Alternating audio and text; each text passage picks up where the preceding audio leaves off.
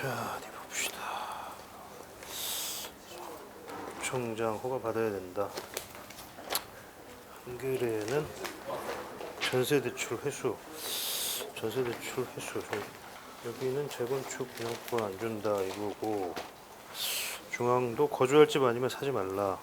대출 다 막으면 전세로만 살라는 거냐? 그렇지. 전세 대출을 막으니까 아무래도 실수요자들 입장에서는 좀. 경향신문은 집값 3억 넘으면 전세 대출 회수. 대부분 다 전세 대출 회수. 여기도 전세 대출 회수. 동아도 전세 끼고 집 못 사게 하겠다. 격투자 전세 대출 회수. 그다음에 한국일보도 전세 대출 회수. 거의 다 뭐 똑같네. 자, 저기 한상혁 씨, 한 팀장 회의합시다. 회의. 격투자. 아이고,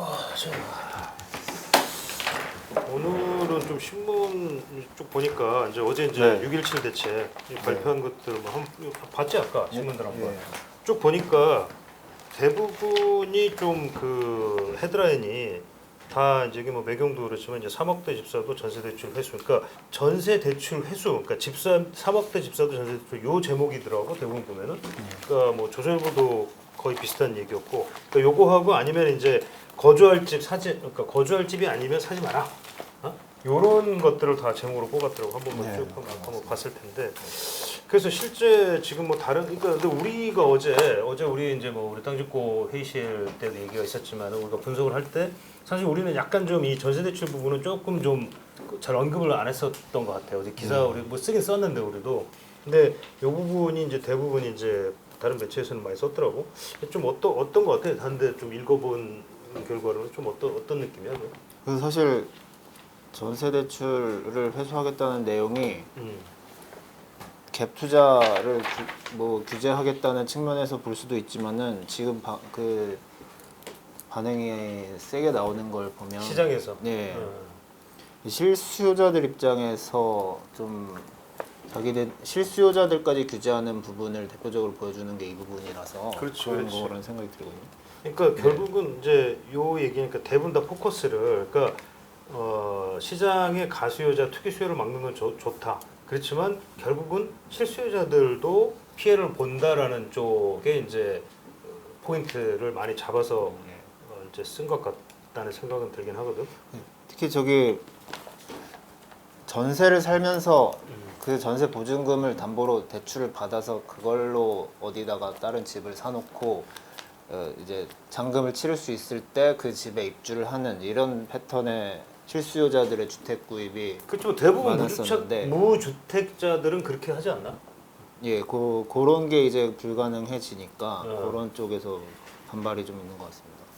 그리고 이게 이제 뭐 사실 3억 넘는 집 거의 모든 그러니까 서울 수도권에서는 모든 집이 다 해당이 될 것 같거든, 그죠? 예. 어차피 지금 투기과열지구에서 예. 해당이 되는 거지, 거기 그지? 투기과열지구. 그러니까 결국 이렇게 되면 뭐 모든 실수요자들 뭐 투기꾼뿐만 아니라 막말로 뭐 모든 실수요자들이 다 이 해당이 되니까. 근데 사실 뭐 이렇게 되면 또 꼭 나 같아도 좀 열받는 게 아니 그러면 현금을 손에 딱 쥐고 있는 사람이 아니고서야 집을 뭐 살 수가 없는 거 아니야? 대부분 다 전세를 끼고 있는데 대부분 또 대출 보증을 받아서 전세 대출을 많이 쓰고 있는 상황이기 때문에 그죠? 설금 그런 문제 제기들이 있는 것 같고 좀 뭐 지금 반응들이 다들 지금 그 굉장히 좀 뭐 뜨거운 것 같아 지금. 그러니까 뭐 댓글이나 뭐 이런 거는 좀 어때? 박경 씨 아까 뭐 체크 좀 했던 것 같은데. 그래서 이 전세 대출 같은 경우에도 실수요자들이 이제 막 비판이 많이 나오니까 자기네들 현금 없는데 특히 뭐 젊은 사람들은 뭐 6억 실제로 6억 아파트 살려고 해도 뭐 현금이 진짜 그 3억 막 이상 이렇게 있는 사람들이 거의 없으니까 그렇죠. 젊은 사람들이 그렇죠. 별 50%만 잡아도 그런 부분들이 불만이 많은데 그래도 일이 불거지니까 오늘 안 그래도 국토부랑 금융위원회에서 아침에 또 해명자를 음. 내가지고 뭐 아직 정해지진 않았는데 이제 금융위원회랑 국토부에서 이 전세 예외 조항을 좀 검토를 해서 한번 그게 좀 내용이 정해지면 한번 발표를 하겠다 뭐 이렇게까지도 얘기가 나왔고요. 아마 예외 조항은 될 것 같아. 지금 이 정도 분위기라면 시장에서 뭐 저 반응이 여론이 이 정도까지 갔다 그러면 아마 정부도 괜히 버티기 어려울 거야. 오케이. 그러고 또 아까 이제 나 좀 뭐 기사 좀 보다가 아침에 좀 재밌던 거라고 해야 될까? 우리가 좀 못 다뤘던 것 중에 하나가 어제 이제 사실은 그 재건축에 대한 규제 방안이 이제 많이 나왔잖아요. 그죠? 그래서 네. 뭐 2년 이상 거주 안 하면 분양권을 안 주겠다. 그다음에 안전진단도 뭐 대폭 강화하겠다.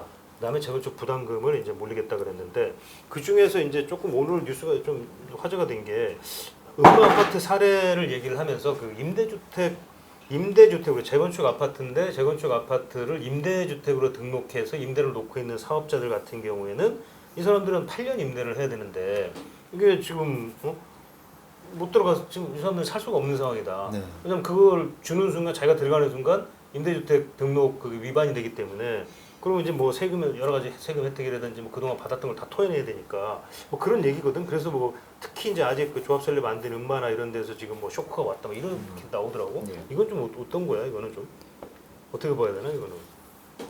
그 부분을 사실은 저희도 썼으면 좋았을 것 같은 그런 부분입니다. 그러니까 이건 네. 좀 어제 약간 우리가 터치를 좀 했어야 네. 되는데 약간 안 됐던 부분이 있는 것 같아. 네. 그리고 이게 계속 좀 논란도 될 것 같아. 왜냐면 이거는 임대주택이라는 게 뭐 지금 어떻게 보면 정부는 계속 임대주택 등록을 해라. 계속 지금 뭐 어떻게 보면 장려를 해야 되나 뭐 강제하는 식으로 지금 하고 있는데 멀쩡하게 그러면 정부 말 믿고 했던 사람들은 아니 2년 안 살았다고 그러면 분양권 안 주겠다고 또 그냥 손바닥 뒤집듯이 그냥 정책을 바꿔버린다면 이거는 좀 뭔가 앞뒤가 안 맞는 정책인 것 같아. 그 아침에 음마 아파트 쪽에 한번 확인해 보니까 음. 그 추진위에 일단 뭐 집 갖고 있는 분들의 전화가 사무실에 엄청나게 어제부터 많이 막- 빗발치겠지 네, 지금 막 그래가지고 난리야. 거의 이제. 전화 너무 많이 와서 어. 막 대응하기도 힘들다고 그러면서 이번 주말에 뭐 또 자기네들끼리 추진위에서 내부 회의를 또 열어서 좀 어떻게 대응할지 뭐 이런 얘기를 한다고 하더라고요. 음마 아파트에서는. 그래서 그것도 아마 좀 정부에서 지금 네티즌들도 그렇고 얘기를 들어보면은 이 정부 아까 말한 대로 정부의 얘기 듣고 등록해서 그랬는데 오히려 피보게 됐다 이런 그렇죠. 반응이 재건축 시장에서는 많이 나오고 있는 거예요. 그러니까 그 사람들이 뭐 사실 투기 목적으로 했으려면 굳이 뭐 임대주택 등록도 뭐 할 필요도 없었던 거 아닌가 싶기도 하고 물론 이제 뭐 세제 혜택이 있으니까 뭐 그걸 겨냥을 한 건 측면이 있긴 하겠지만 그렇다고 해도 선의에 어떻게 보면 그 사람들은 피해자가 될 수도 있는 상황인데 이런 건 좀 뭐 구제 이것도 막말로 아까 얘기한 것처럼 네. 뭐 예외 조항이 필요한 거 아닌가 싶은 생각이 들어. 네. 어. 등록 임대주택을 정부가 수년 전부터 많이 장려를 하고 혜택을 많이 강조를 했었는데 그렇죠. 지금 보면은 그 외에 임대료 5% 인상 제한도 그렇죠. 있고 그걸 어기면 3천만 원까지 과태료 과태료 물리는 물린다는 거. 부분도 있고 해서 한번 등록 임대주택의 배신 뭐 이런 쪽으로 그렇죠. 한번 그것도 한번 우리가 한번 쓸수 다뤄보자고. 네, 한번. 다뤄볼 수 있을 것 같습니다. 좀 이거는 좀 문제가 될 것 같아요. 앞으로도. 이번에 등록 임대주택 사업자한테 어떤 그 주택담보대출 전면 금지하는 내용도 있었던 걸로 제가 기억하거든요. 그렇죠. 네. 그러니까 등록 임대주택 사업에 대해서는 임대 사업자. 뭐 한번 찾아볼까 한번 있나? 나도 그게 좀 네. 약간 헷갈리긴 하던데. 그러니까 어제 이게 상당히 그래도 큰 뉴스였던 것 같아. 뭐 네. 대부분 신문에서 크게 써놨고 그다음에 다 이런 얘기야. 무주택자는 계속 전세만 살아라는 얘기냐. 뭐 네. 주택 매매 임대 사업자 주택담보대출 금지. 그렇지. 주택 임대 사업자의 배신이네요. 배신당한 임대사업자들. 네. 아, 참 큰일이야. 혜택을 엄청나게 홍보를 했으나 그렇지. 돌아온 것은 각종 이런 규제와 그러네. 네. 오늘 한번 좀 취재해 보겠습니다. 세게 한번 쏘자 네, 이런 네. 거는. 이거는 아니 왜냐면 이게 정부가 자꾸 왔다 갔다 하면 정책이라는 게 정책은 항상 스테이블하게 예측 가능하다라는 게 제일 중요한 부분인데 세금하고 특히. 근데 예측 가능하지 않은 정책과 이 세금은 정말 사람들을 열받게 하는 거지. 그거야말로 정말 정부가 할 일이 아니지. 자, 그리고 또 내가 이제 좀 오늘 또 우리가 좀 얘기했죠. 그러면 일단 오늘 아까 박경 씨가 좀 기사 발제한 것 중에 보니까 그 풍선 효과 얘기를 좀 있었거든. 어제도 이제 우리가 좀 이 부분을 많이 집중적으로 다뤘었는데, 그 풍선 효과는 뭐 당연히 풍선 효과 나오지 않겠느냐. 여기 보면 뭐 다른 대부분 언론들이 그렇게 지금 예측을 하고 있더라고. 근데 전문가들도 마찬가지고. 근데 지금 이미 뭐 아까 뭐 얘기했던 것 중에 보니까 좀 몇 군데 좀 알아봤지 좀 실제로 좀. 예, 그래서 어제 뭐 저희가 예상했던 그대로 뭐 다른 매체에서도 뭐 가볍게 뭐 다른 데도 있는데 뭐 김포랑 파주 저희도 어제 얘기했는데 여기가 왜 빠졌는지를 좀 난해하다, 이해하기 어렵다 그랬는데 역시나 다 전문가들도 그렇고 여기를 가장 먼저 규제 역설, 그 풍선 효과가 나타날 지역이라고 다 예상을 하고 있어서 저희도 취재하고 있었는데 그리고 여기 실제 그 일대 공인중개사에 확인을 해보니까 뭐 진짜 어제 발표난 직후부터 거기도 전화가 너무 많이 와서 막 실제 거래도 전화 통해 불난게요? 네, 거기 특히 김포 운양동 그쪽이 진짜 많이 왔다고 하더라고요. 근데 실제 거래 운양동이 저기지 한강신도시. 네, 운양동이라고 있는데 거기 한강신도시에서 이제 실제 문의하는 사람도 많고 그랬는데 집주인들이 이제 또 급하게 안 팔려고 하는 사람들은 매물을 걷어들여서 실제 거래까지는 안 되고 현재 좀 호가를 막 5천만 원 5천만 원 하루에? 네, 그 정도까지 올려 최대 막 올렸다고 얘기를 하더라고요.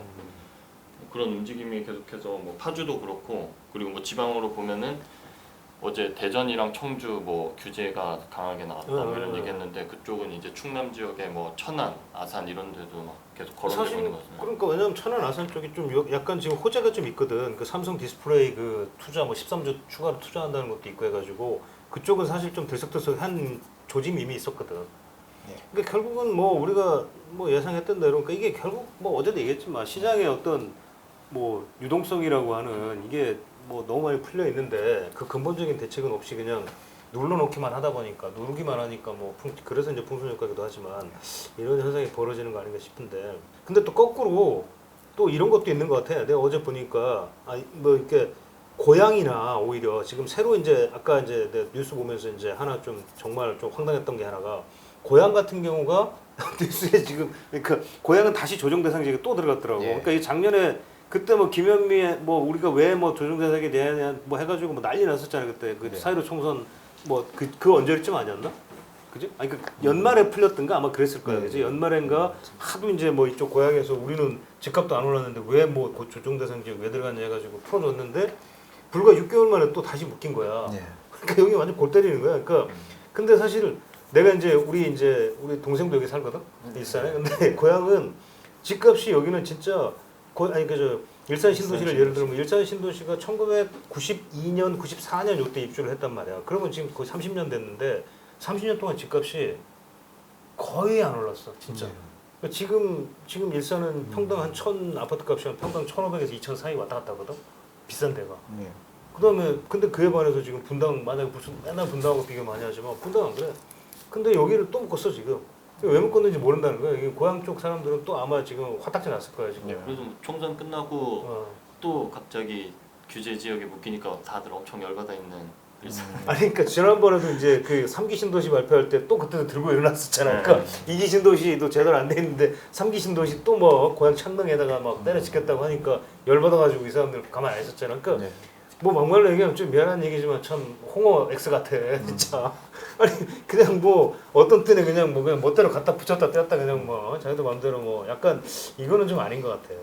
그리고 또 약간 피해를 본 양주 같은 데는 또 오히려 양주도 사실은 그동안 한 뭐 10만 년 이상을 양주가 원래 이제 2기 신도시였잖아. 양주 옥정지구하고 회천하고 합쳐가지고 옥정 신도시인데 여기가 지정된 게 언제 그 이명박 정부 때니까 여기도 한 10년 가까이 이상을 넘게 사실 개발이 안 됐고 양주도 굉장히 침체된 도시 중에 하나거든. 근데 이제서 겨우 이제 7호선 그게 아마 호재가 7호선 그 도봉산역에서 양주 가는 그게 돼 있잖아 지금. 그다음에 그 GTX가 양주까지든가? 아마 양주까지 올 거야. 그래서 그것 때문에 조금 약간 이제 하는데 뭘 좀 뭐 사실 이 사람들은 집값이 오른 건 아니거든. 그러니까 조정 대상 지역이나 이런 쪽으로 묶이기에는 조금 무리가 있는 지역인데 여기까지도 딱 왕창 묶어버린 거야. 그러니까 이런 데들은 또 형평성이 어긋난다라고 또 반발하게 되거든. 그러니까 풍선 효과 예상 지역이랑 별개로 좀 왜 여기가 묶였는지 좀 의아한 것들이. 그렇지. 그러니까 이런 것들도 한번 우리가 짚어줄 필요가 있을 것 같아요, 생각에. 인천 같은 데도 전 지역이 다 묶인 그렇지. 거에 대해서. 강화 옹진 빼고 뭐 전 지역인데 근데 사실 거기도 인천도 아마 그 상당히 많이 온도 차이가 많이 날 거야. 그러니까 그 차이가 되게 심한데 왜 전 지역으로 다 좀 묶였는지 한번. 그냥 잘못 실수예요 이건가? 어쩌다 보니 실수했어요? 빼먹었네요 뭐 이런 말이 안 되는 거겠지. 실미도도 조정 대상 지역에 우스개 묶였다고. 아까 내가 기사 보고 한참 웃었네. 실미도 인천의 실미도가 조정 대상 지역에 들어갔다. 아니 뭐 그거는 조금은 좀 뭐 그런데 뭐 예를 들면 그 정도니까 이게 조금 사실은 정부가 계속 여태까지 주장해왔던 게 핀셋 규제. 네. 그러니까 딱 찍어가지고 거기만 투기를 막겠다고 했지만 사실은 지금 핀셋 규제가 의미가 없는 거야. 예, 계속 풍선 효과에 핀셋 규제는 풍선 효과에 묻혀버린 거야. 내가 봤을 때는. 그죠? 핀셋 규제하겠다고 했지만 결국 풍선 효과가 다 삼켜버린 거야. 지금. 네. 시장이 지금 그렇게 흘러간다고 봐요. 그다음에 이제 뭐 아까 또 우리 지금 이것도 관심 갖고 오늘 좀 발제했던 것 중에 하나 강남은 지금 뭐 완전 뭐 초상집 분위기겠지 지금 초토화 된 거 아니야 지금? 그 어제 뭐 토지거래 토지거래 허가구역 때문에 네. 잠실하고 그게 어디였었지? 그러니까 잠실하고 삼성동, 삼성동 그지? 대치동, 청담동 이렇게. 그러니까 마이스 무슨 뭐 그 네. 아직 그 면적이 다 정해진 건 어제 발표가 됐었던가? 서울시에서 원래 뭐 정확히 어딘지는 안 나왔죠. 네. 근데 그 4개 동이 뭐 유력하다고 얘기가. 됐었던 네, 건가? 잠실동, 청담, 대치, 삼성 이렇게. 그래서 그러니까 여기도 아까 뭐 좀 박경 씨가 좀 알아보지 않았나 좀? 근데 이게 23일부터 이제 시행된다고 그래서 여기 갭 투자 때문에 현재 여기도 23일까지 거래가 엄청나게 뭐 많이 된다 뭐 이런 전망이 나오면서 뭐 공인중개사들도 저도 막 확인을 해봤는데 이때 뭐 문의가 실제로 많고 일단 그때까지는 거래량이 많아질 거다 그랬는데 이 토지거래 허가구역에 대해서 이 사람들이 잘 모르니까 잘 모르지. 네, 그리고 구청에 이제 허가를 받아야 돼 구청장의 허가를 받아야 되는데 과연 이거에 대해서도 이 샘플이 없다 보니까 되게 혼동스러워하고 있는 그런 분위기가 감지되고 있습니다. 근데 토지거래 허가제라는 게 뭐냐면 사실상은 주택거래 허가제야. 네. 그러니까 물론 토지거래 허가제 안에는 이제 이거 아마 상가도 그렇고 모든 그러니까 건물이 올라가 있는 거는 다 땅을 깔고 있잖아, 그지? 네. 그러니까 토지거래 허가제지만 사실은 위에 건물을 다 규제하는 거거든. 그러니까 이게 주택거래 허가제는 할 수가 없는 거야. 이거 자칫 잘못했다가 이건 정부에서 난리 나거든. 얻어맞을 수가 있으니까 주택거래 허가제를 하기는 뭐하니까 토지거래 허가제라고 내가 봐서는 그러니까 약간 간접적으로 정부가 짠 걸 굴린 거야 이거는. 그래서 토지거래 허가를 받으면 왜냐하면 이건 실수요자 아니면 못 사거든. 그 무조건 2년 동안인가 용도에 맞게 써야 돼. 그러니까 그래서 결국 이제 이런 말들이 나온 거야. 오늘 보면 나오지만 허가 받아가지고 집을 사야 된다는 거야. 구청장이 허가를 해주게 돼 있거든. 그러니까 갭투자는 그러니까 전입을 안 하고서는 못 들어가는 거야 여기는. 네. 살려면 무조건 들어가야 돼 내가 그냥. 그렇지 않고서는 허가를 안 내주니까 구청장이. 그러니까 그런 약간 그러니까 사실상 나는 반 주택거래 허가제라고 봐야 돼. 네. 이거 지금 사실상 시행한 거야 여기에다가. 네. 이것도 의미가 상당히 큰 거야. 그러니까 이게 사람들 잘 모르겠지만 아마 집 못 사고 못 팔아 이거는 못 팔 거야. 이거 도저히 허가제 이거 상당히 큰 거야 사실. 더군다나 이거 뭐 강남 한복판 아니야 완전. 네. 그러니까 정부가 상당히 좀 짱구 굴려가지고 좀 한 대책인 것 같아. 뭐 아직은 지금 아까 얘기한 것처럼 좀 잘 뭔지를 지금 감이 없는. 그래서 약간 감론을박 이런 뭐 구청장이 얼마나 이게 권한을 해서 좀 허가에 대해서 융통성을 발휘한다 뭐 이런 것도 얘기가 달라서 뭐 정권이 또 2년 있다가 어떻게 바뀌는지도 모르니까 그치. 그거에 따른 영향도 뭐 벌써부터 얘기가 나오고 이게 원래 2년 정도를 보통 묶든가 아마 그럴 거야. 2년 단위로 묶든 내가 알기로 2년 단위인가 뭐 보통 그렇게 묶거든. 그래서 이제 2년 후 지나면 이제 다시 이제 재검토해가지고 뭐 계속 연장을 할지 안 할지 결정을 하거든. 이게 상당히 센 무지야. 이거 진짜 네. 들어가면 상당히 센 거라고 봐야 돼. 왜냐면 이거는 그리고 빌딩 뭐 상업적 이런 거 다 해당이 돼. 이거는 그 토지거래 허가구역에는. 네. 그러니까 이거 상당히 센 규제야 이게 사실. 그래서 이것도 하여간 좀 우리가 관심 있게 좀 뭐 네. 계속 좀 팔로우업을 하면서 뭐 취재를 좀 해줘야 될 것 같아요. 그 같은 강남이면서 토지거래 허가제에 해당이 안 안 되는 되는 지역들. 지역들은 예를 들면 뭐 소초라든지 네. 반포, 뭐 압구정 예를 들면 예 아니면 뭐 강동구라든지 그렇지 오히려 이제 그런 인근 지역들. 지역들. 그러면서 원래 강한 규제를 받고 있었기 때문에 이번 추가 규제는 별로 해당 사항이 없는 곳들은 다시 주목을 받을 수 있다. 약간 틈새 내지는 그것도 일종의 풍선일 수도 있고. 역차별 이런 게 가능할 그렇지. 것 역차별 같습니다. 논란도 있을 수 있는 네. 거지 사실은. 그러니까 그런 얘기인 것 같은데요. 이게 뭐 사실 수도권 일대 다 규제를 해버리면 규제가 규제가 아닌 게 되니까. 아닌 게 되니까 오히려 애초에 고강도 규제를 받았던 서울로 다시 뭐 자금이 몰릴 것이다. 뭐 이런 얘기가 또 그것도 한번 확인을 해보겠습니다. 특히 고가주택 중심으로 그런 데는 뭐 아 참 그래. 아 그리고 자 이렇게 해서 일단 좀 오늘 진행하고 그다음에 어제 사실 이제 우리가 이제 땅짓고 회의실 영상에 보니까 뭐 댓글 같은 게 상당히 많이 달려 있더라고 또 뭐 여러 가지 댓글이 있던데 그 뭐 댓글 중에서 좀 뭐 사실 좀 약간 오해한 내용도 있더라고. 뭐 우리 뭐 한상혁 팀장에 대해서는 뭐 재건축 아파트 갖고 있을 거라고 얘기한 네. 뭐 그런 사람도 있고 막 어디 갖고 계세요? 저도 갖고 있고 싶지만 갖고 있지 않아서. 갖고 있고 싶지만 아니 그렇게 오해를 해주시니까 참 네, 어떻게 하도 저기 엉들 바를 모르겠어. 재건축 투자자들 취재하다 보니까 제가 약간 감정이입을 했을 수도 있을 것 같아요. 그렇지 않습니다. 네.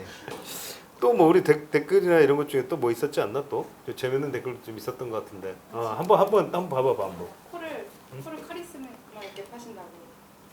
아 맞아 내 코 참 진짜 그거로 상당히 진짜 내가 고마운 게 진짜 굉장히 그 열심히 나를 그 봐주신 것 같아. 그래서 상당히 오히려 뭐 감사드려. 오늘은 코를 안 파야 될 것 같아. 뭐 그런 영상도 있더라. 그러니까 그런 댓글도 좀 있더구만은. 그러니까 그 아까 이제 우리가 지금 논의했던 그런 이제 실수요자들 네, 그것도 재밌습니다. 그 실수요자들이 좀 약간 그 화가 난 그런 모습들이 좀 많이 보이더라고. 네. 장기 임대 8년 등록한 사람들 아까 그 얘기도 어떻게 있었고, 알아가니까. 그 얘기도 있었고. 그러니까 전반적인 분위기는 뭐, 그러니까 그러니까 이 온라인상에서의 분위기들은 여론은 좀 이게 맞는 것 같아. 그러니까 투기 수요를 억제한다고 하지만 사실 집값은 지금 문재인 정부 들어서 제일 많이 올랐단 말이야. 역대 정부에서. 이건 부인할 수 없는 사실이야. 또 그러면 뭐 MB 정부 때 박근혜 정부 때 때문에 만들어진 거라서 이렇게 오른 거예요라고 또 그러면 뭐 변명할 건가? 그건 아닌 거야 사실은. 책임져야지. 아니 막말로 얘기해서 지금 뭐 장관이 장관 집값 누구 하나 책임지는 사람 있어? 갑자기 나 또 열받네 또. 근데 아니 지금 막말로 얘기해서 뭐 누구 하나 책임지는 사람이 있냐고 없잖아. 아니 뭐 집값은 이렇게 올랐다는데 대책을 20몇 번이나 내놨어. 22번, 21번. 근데 미안한 얘기지만 아니 뭐 장관이 그러면 제가 집값 오른데 내가 책임을 지고 뭐 물 안 하겠습니다라고 하든지 막말로 얘기해서 아니 뭐 사과라도 해야 되는 거 아니야 솔직히? 뭐 대책이라고 맨날 대책만 내놓고 뭐 이래가지고 뭐 그렇잖아. 아니 난 갑자기 또 화가 나네 또. 참 어떻게 생각해 한 팀장? 좀 조져. 네. 세게 이런 거는 정보를 좀 준엄하게 꾸며줘야 돼. 네.